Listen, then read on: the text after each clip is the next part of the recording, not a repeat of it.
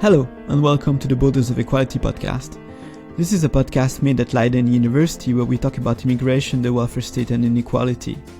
We'll be covering things like welfare tourism, welfare chauvinism, and other isms that connect immigration and political economies around the world. This podcast is made possible by Leiden University and the Dutch Science Foundation. I'm Alex Afonso, and I'm here with our guest Lorenzo Piccoli to talk about the corona crisis and its consequences for international mobility. Since the beginning of the pandemic, countries around the world have adopted drastic measures to contain the spread of the coronavirus. This included the lockdowns and social distancing measures that affect our daily lives, like the closing of workplaces, schools and restaurants, but also suspension of international travel. Most countries around the world have closed their borders to tourists and sometimes even to their own nationals. Some impose lengthy quarantines to people returning from abroad. We are lucky to have Lorenzo Piccoli on the podcast. Lorenzo is a scientific officer at the Swiss National Center for Research on Mobility on the Move at the University of Neuchatel in Switzerland and the researcher of GLOBALCIT at the European University Institute. He has been tracking restrictions on mobility since the beginning of the crisis. So Lorenzo, thank you for being on the podcast. Yeah, pleasure to be here. Very nice to have this opportunity to present my recent work. So you've been doing some research on the restrictions that have been applied during the corona crisis on international mobility. And my understanding is what we seem to be witnessing is it's just a very sudden interruption of something that at least I thought had become the new normal, that is the ability to hop on a cheap flight and go anywhere to cross borders without being controlled, at least within Europe. Now everything is closed. So you've been tracking this progressive closure of the world in the last few weeks. How did it start and how did it diffuse? Well, so if we have to put a starting date, I think that would have to be January 24th. That's when the Marshall Islands, which is an archipelago of islands in the Pacific Ocean, introduced a restriction to people coming from a few countries, from China, from Macau, and from Hong Kong. And that, as far as we know at the moment, was really the first restriction to international travel. At the time, there was an epidemic already in those countries, in China mainly. And a few days later, many other governments took same decision. So they restricted travel to people coming from China mainly. For us in Europe, the big bang, if I may call it that way, happened in March, because until the end of February, we had about 70 countries restricting international travel, mainly from China. Again, in March, a few important things happened. The first was the decision of the US government to limit travel from the Schengen area. And that really triggered a chain of other decisions in American countries and beyond. And at the same time, it was, I think, March 11th, we saw the first restrictions within European countries. So Austria started controlling the border with Italy on March 10th, and then on the 11th also expanded controls to other countries, Switzerland and Liechtenstein. And shortly afterwards, Hungary, and then all other countries, or almost all of the other countries in the Schengen area followed. So March is when we saw an acceleration of those restrictions. That's when they really reached Europe. And this was also the moment when countries decided to introduce restrictions to people coming from pretty much anywhere. So, as I said, in February, most of the restrictions were targeted on China. And instead, March is the moment when those restrictions become generalized. And today is we are in the middle of May, and we have over 180 countries that restrict international travel. So it's basically all countries in the world. almost. Yeah, virtually. There are a few, I've seen very small countries like Andorra until a few days didn't have any travel restriction, but that's because it's essentially impossible to reach those countries without passing through other states. And there are a few exceptions, like Ireland and the UK have. With the open border, that must be difficult as well. Yes and no. The thing is, with so many other restrictions in place worldwide, even if people in theory can travel to another country, practically it's extremely expensive and very complicated. So those countries are really witnessing a minor number of passengers traveling there. So yeah, this was a very quick acceleration. In only a couple of months, we passed from 0 restrictions to 180 or more. And we saw a very quick diffusion mainly from Asian countries to America and Europe, and only later on Africa. What seems to be interesting is that these restrictions on mobility always seem to be delayed in relation to the actual diffusion of the virus. Because if you think about all these countries in Europe or the United States who stopped travel from China at a moment where China was actually probably getting the virus under control, whereas the virus was spreading at a much faster pace in the US. Yeah, it's very bizarre sometimes. It's very difficult even for us to make sense of those restrictions. It's also important to stress that there is no scientific evidence behind those choices. So that even the World Health Organization has repeatedly advised against introducing those restrictions to travel. But yet countries have taken those measures at the moment when the virus was already present. Again, there are a few exceptions. The case of the Marshall Islands was interesting. The virus wasn't there, and in those islands, of course, it's extremely dangerous to let the virus in. So maybe there was a healthcare rationale. But you mentioned the case of the US and of many European countries. It does seem that in those cases it's more of a theater stage. You try to depict the virus as something foreigner coming into your country, and the restrictions are introduced at a time when it doesn't make too much sense anymore. And if I may add one thing, what is very interesting from my perspective, because what we try to do at our research center in Switzerland at the NCC on the Move is to study different forms of mobility together. And what we see in the context of this COVID-19 pandemic is that the restrictions to internal movement within the countries, they do seem to have a strong scientific basis, and countries often justify them by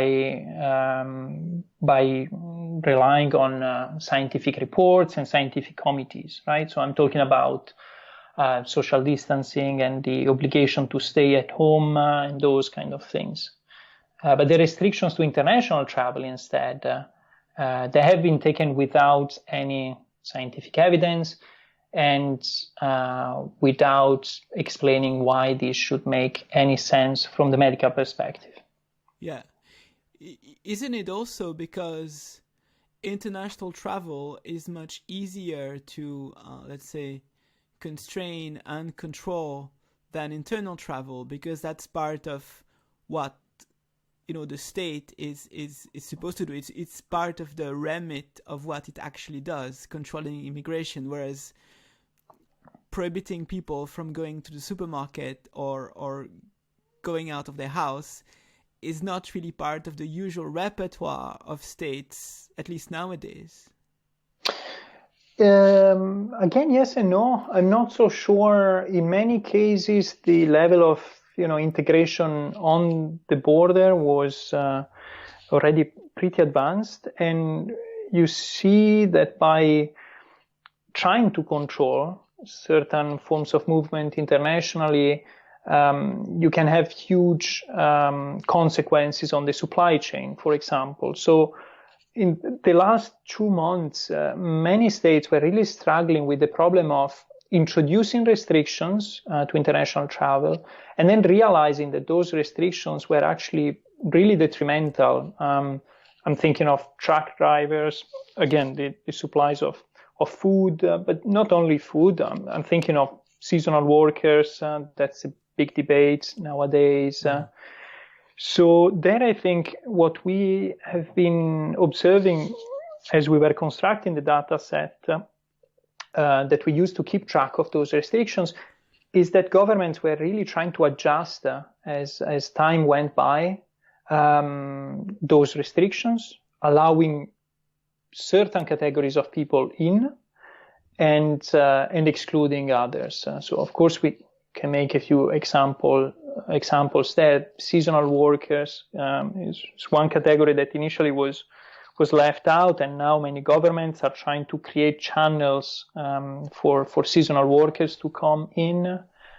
Another obvious example is that of medical personnel. By closing the border, you also prevent people who can potentially help you to deal with the pandemic to come in.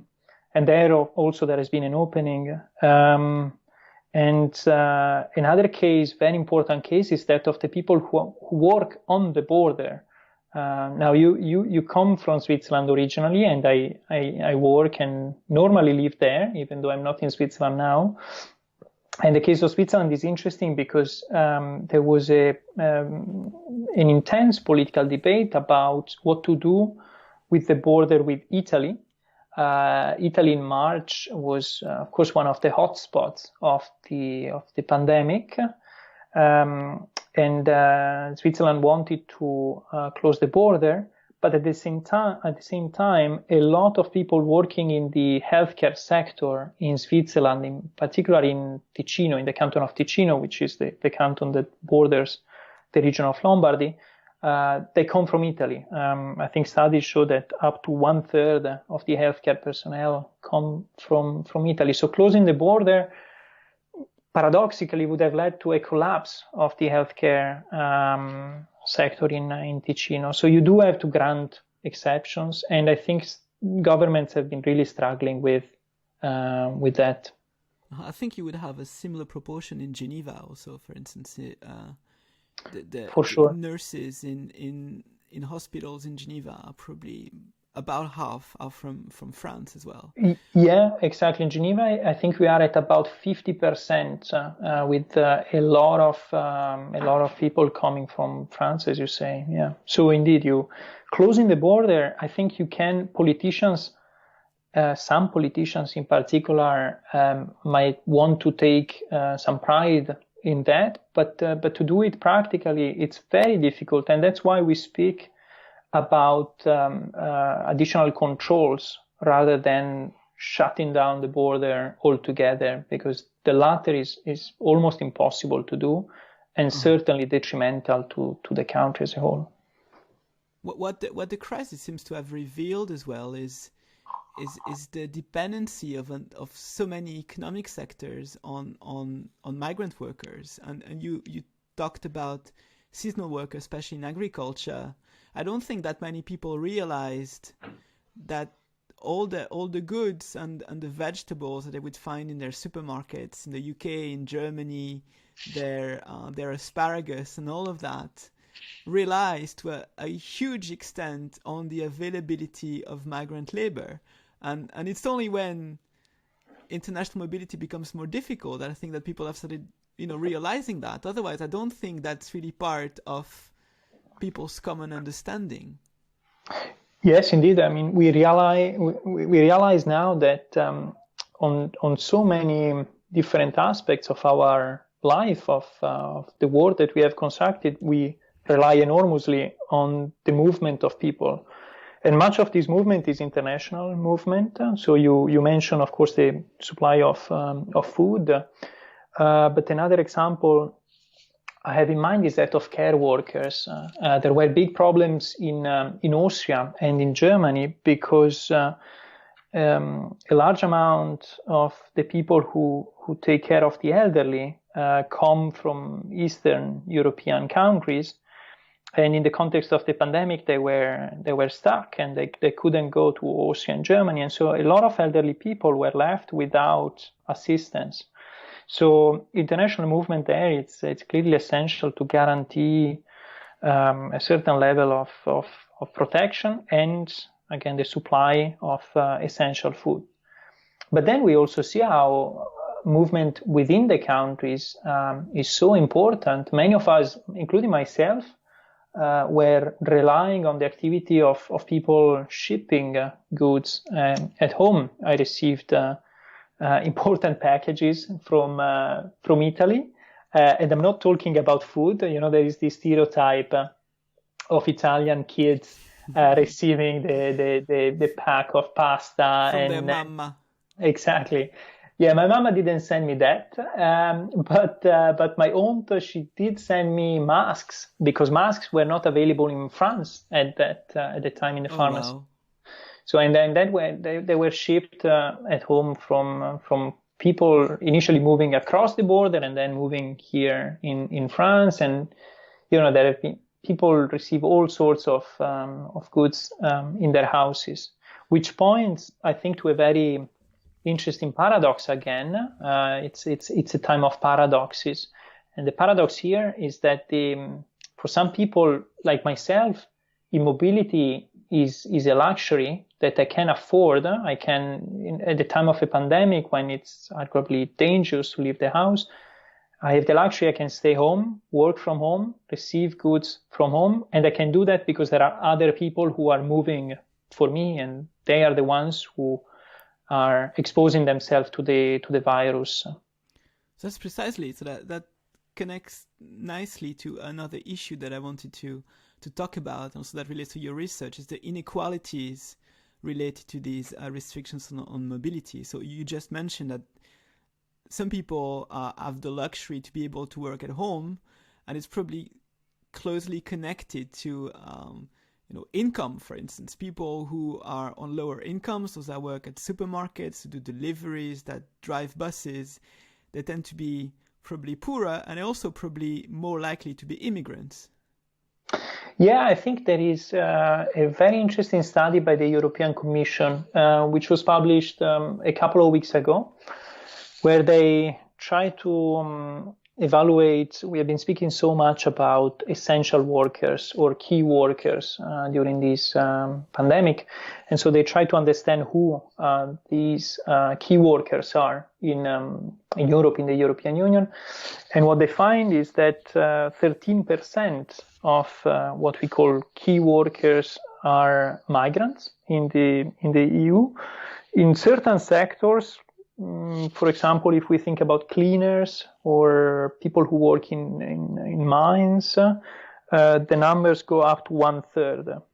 So indeed, here again, there is coming together of different forms of movement. The people who have to move a lot and do works that are essential for society are very often people who were not born in that country. And indeed, they are very exposed to the virus in this context. It made me think of a piece that David Graeber, the anthropologist at the LSE, wrote a few years ago on bullshit jobs. All these jobs with fancy job titles like strategic business development consultant that could basically disappear. It wouldn't really make a difference in the world. And it seems to me that migrants are a lot less likely to perform this kind of bullshit jobs that are not essential. Yeah, indeed. Even though I have a common friend, actually, we won't name names, but he's an academic, as we are, and he told me, I realize my job is so unessential at the moment, and I really hope nobody finds out. Otherwise, they're gonna cut my position very soon. So I think it's all a matter of perspective. But for me, I mean, going grocery shopping here in France and welcoming the people who were bringing goods at home, and looking at the people working in the hospitals, it's obvious that many of those people are often foreigners. When you in relation to the theme of inequalities and how these restrictions that I talked about before affect different groups of people in asymmetric ways, what can you say about the groups that are the most negatively affected, also within the group of migrants, for instance? So I can't answer the question only by myself, because I think we would need someone who is an expert of inequalities more broadly conceived. But what I can tell you is, I think the combination of having a migrant status and a low salary in these condition is a bad combination. That's quite clear, because it exposes you to a double vulnerability. We all know, of course, that having an insecure job or a very low salary, it's a very dangerous position to be in the context of this pandemic, when many people are becoming jobless and they might not have help from the state. Having a migratory status might expose you to additional vulnerabilities. Now we speak of migrants in fairly general terms, but there are a lot of different migratory situations. One example is that of families who are built over migration, and I know many people who right now cannot be together with their partner or cannot be together with their husband or wife or kids because of those international travel restrictions that we mentioned before. That is one case. Another case, obviously, is that of asylum seekers who are traveling to a country, and in many countries right now, even they are not allowed to cross the border. So what is already an extremely difficult journey has become a nearly impossible one. And I was reading the figures in Europe. I think the number of asylum seekers arriving in European countries has crumbled in April, unsurprisingly. We already mentioned the case of seasonal workers. Their source of income depends on being able to move to another country, and a lot of them at the moment cannot do that. And I think in many cases also people who work across the border are prevented to do their work. So the case of Switzerland that we mentioned before is maybe the exception. There it was the Swiss government realized it was necessary to make an exception. But in many other communities, I'm thinking of the border between the US and Mexico, for example, people are prevented from crossing the border. And finally, and I think that's the most extreme case of all, the people who are stuck in a detention center, waiting for their asylum request to be processed, are exposed to new kinds of vulnerability. I think we have all read reports of how the virus circulated very quickly in those detention centers, for example, in Greece or on the border between Mexico and the US, just because it's impossible to exercise any kind of social or physical distance in there.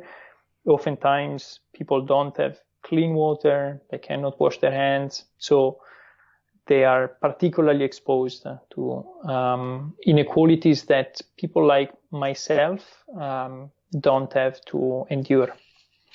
Do you think that this crisis is also being used by some governments to enforce restrictions with taking the health issues and the health risk as a justification for something that they also wanted before the crisis, perhaps? Well, that I think it would be nice to have some scholars from the US who follow American politics quite closely. It's quite clear that this pandemic is allowing the president of the US to do many things that he had promised to do before his election. It's quite clear that governments with so-called populist leader in place have been very fast in closing the borders. Hungary is another case in point.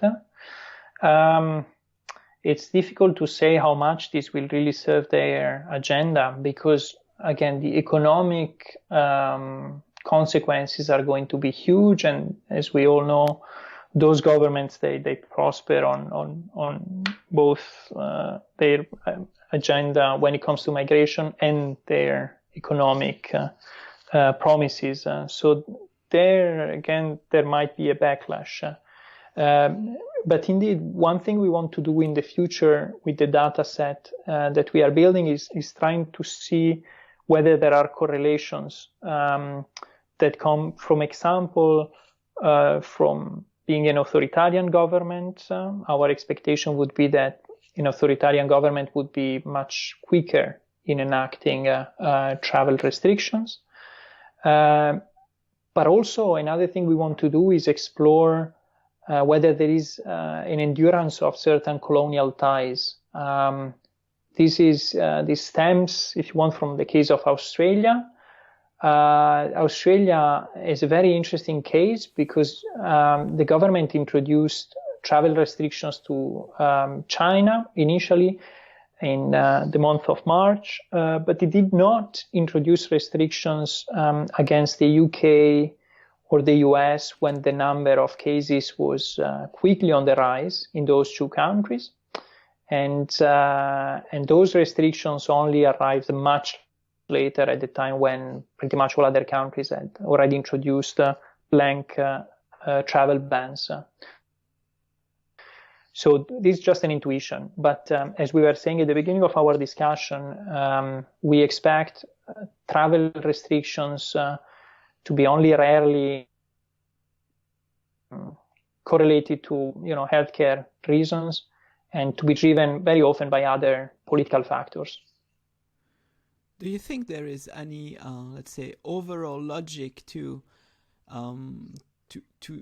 these restrictions in terms of which citizens and which countries are targeted? So now I assume that if every country has closed their borders, there's not that much variation. But why should one country allow people from, the UK, whereas the numbers were really going up really quickly, whereas it would close for another country where the situation might be different? Do you think there are maybe cultural, stereotypical, or political or economic factors that could shape that? I guess it's difficult to say something about this that early on.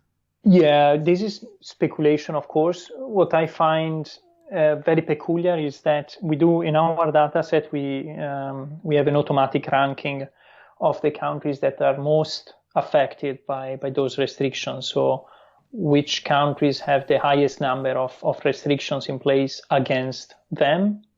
And we observe that still today, the country which is the main target is China, which doesn't make sense. I think from a medical point of view, countries like the US are doing much worse in terms of dealing with the virus at the present moment. So here again, I want to be very careful because it's just a speculation, but for sure there are signals that it's not only rational considerations behind those decisions. There are cultural reasons probably, and there might also be political reasons due to international partnerships and economic agreements that might make certain countries more reluctant to introduce restrictions against other countries. But this is why I think it could be interesting to keep monitoring the ranking of countries that are most affected, especially in the summer, because we do expect a certain easing of the restrictions starting from June. And so there it will be interesting which countries will be, let's say, taken off the hook quicker than others. What you show in your research also is the enhanced role of citizenship. And something that struck me is how citizenship all of a sudden came to matter a lot more in terms of the rights that were conferred to people, especially, for instance, those stuck abroad. I remember reading an article in The Guardian where I think they said that if you were stuck abroad, let's say in Peru, there were these repatriation flights that could bring you back to the UK, and you would benefit from it if you were a British national, but not if you were a foreign national, even one with they call it indefinite leave to remain in the UK, but basically the British government wouldn't do anything for you. And if you are a Polish, Portuguese or Italian person living in the UK, it wouldn't really help you that much to be brought back to Italy or to Poland. Do you think that this has been the case? Yes, for sure. This is part of the research I've been doing together with Jelena Jankic, my colleague at GLOBALCIT. And there we see yet another paradox. This is probably the third paradox that we mentioned today. So governments have taken a very broad approach when it comes to the decision on who can return to the country. A lot of governments still allow both their own citizens and their own residents to return to the country, which is not necessarily what we were expecting. But then, as you say, when it comes to rescuing people abroad, then clearly governments have only rescued their own citizens.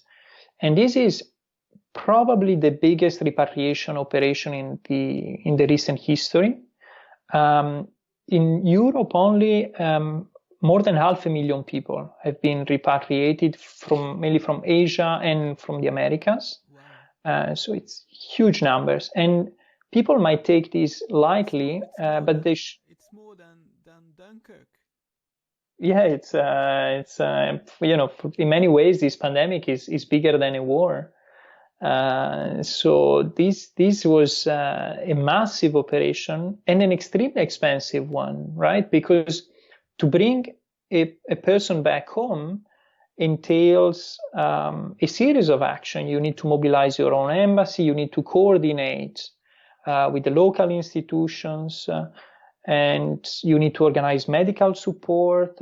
You need to organize the flights. Oftentimes, you cannot rely on commercial flights because they were completely disrupted. So you need to send a charter plane. So this is extremely expensive to do. That's also why this was really branded as one of the achievements of the European Union. In this context, the European External Action Service supported the action of the member states and actually organized about 50,000 of those repatriations. So I think more or less 10%. This is really, again, used as an achievement and as a proof of European cooperation at a time when European cooperation was arguably quite weak in many other domains. But that was also used from national governments to show that they really care about their own citizens and that the status of citizenship can save your life.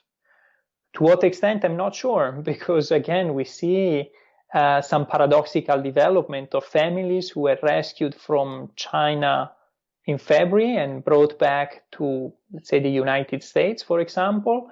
And now they find themselves in a place that is all of a sudden even more dangerous, possibly, than when they were initially. Mm-hmm.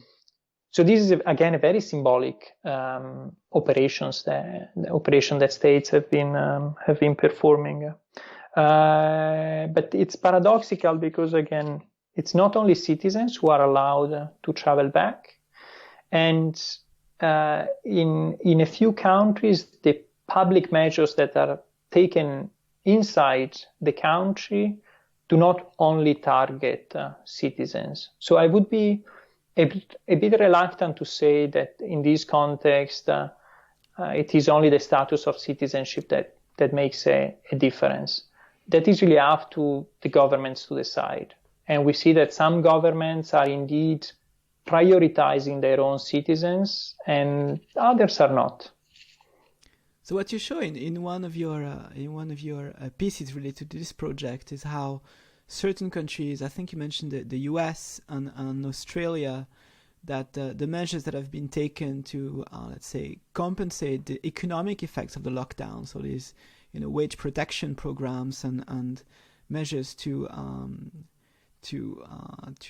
mitigate the economic effects in terms of employment, target only nationals. Is there any difference across countries in this extent of limitation and exclusion, do you think? Right, exactly. That's what I had in mind when I said not all governments are going down this path.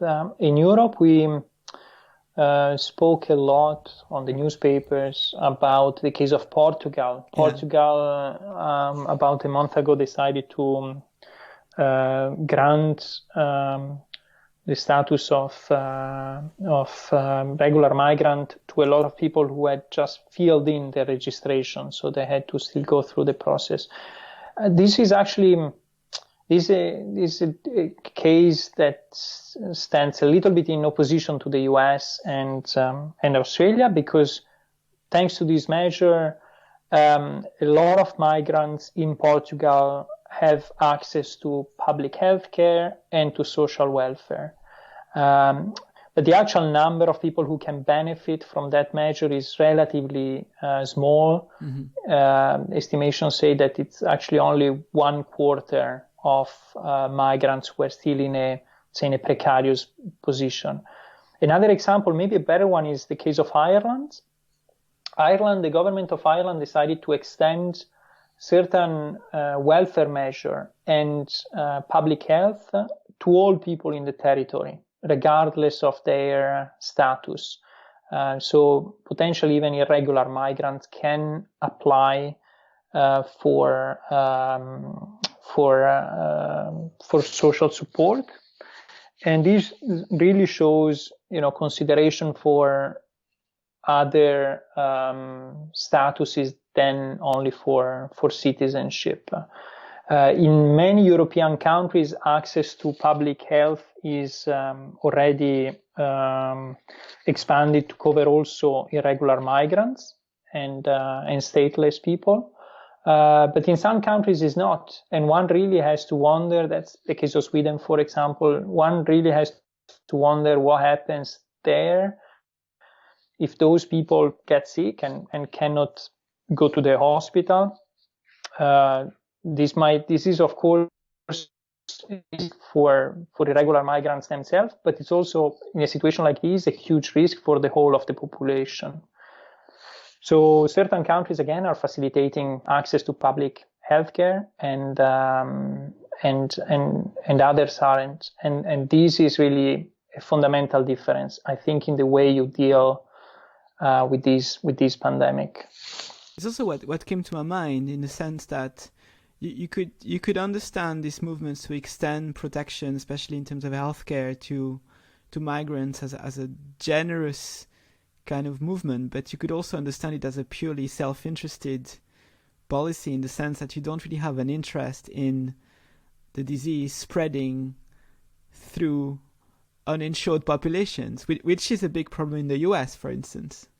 For sure, as many other things in this crisis. I mean, yes, indeed, that's very clear when we think of granting access to healthcare for irregular migrants, but it was also a huge part of the discussion in terms of, European solidarity. It's not in the interest of countries to have their neighbor getting huge numbers with the pandemic, because of course you might be able to restrict a bit mobility on the border, but you won't be able to stop international movement altogether. So there are a lot of choices that would make sense from a medical perspective, but it's not always easy to justify them politically. I'm thinking again of, shipping masks and medical equipment across countries.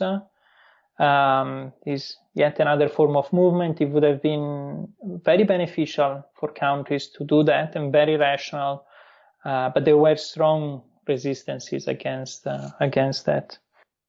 So I think that's one of the paradoxes of this crisis is, on the one hand, a movement towards more nationalism and unilateral responses to the crisis, for instance, with countries trying to poach masks and patents and vaccines from other countries and respirators and what have you.